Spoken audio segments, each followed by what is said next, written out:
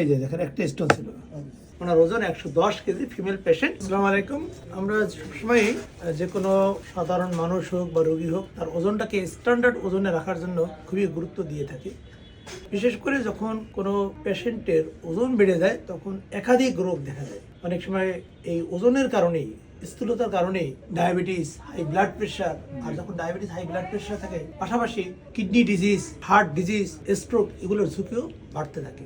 এর সাথে আবার বিভিন্ন অর্গানে ফ্যাট জমতে থাকে, যেমন লিভারে ফ্যাটি লিভার হয়। আর অধিক ওজনের কারণে যেহেতু আমাদের যে ভার্টিব্রা আছে অতিরিক্ত ওজন বহন করতে হচ্ছে, সে কারণে কোমরে ব্যথা, দাঁড়ায় ব্যথা, ঘাড়ে ব্যথাও শুরু হয়। এই জন্য ওজন কমিয়ে রাখতে হবে।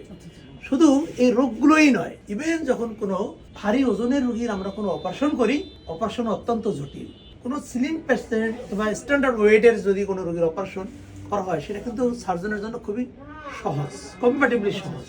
কিন্তু যখন অতিরিক্ত ওজন থাকে খুবই কঠিন। যেমন এইমাত্র আমি যার অপারেশনটি করলাম, ওনার ওজন 110 কেজি, ফিমেল পেশেন্ট। যদিও আলহামদুলিল্লাহ আমি খুবই সুন্দরভাবে শেষ করতে পেরেছি। ওনার পিত্তথলিতে পাথর ছিল, ল্যাপারোস্কোপিক পদ্ধতিতে পিত্তথলিটা আমরা বের করে নিয়ে আসছি। আমরা একটু এবার পিত্তথলিটা কেটে দেখি যে ওনার পিত্তথলির ভিতরে কি ছিল। আমরা সবাই জানি যে গলস্টোন সাধারণত কারো থাকবে না, সাধারণত পিত্তথলির ভিতরে পিত্ত রস থাকবে, অর্থাৎ হলুদ রঙের পানি।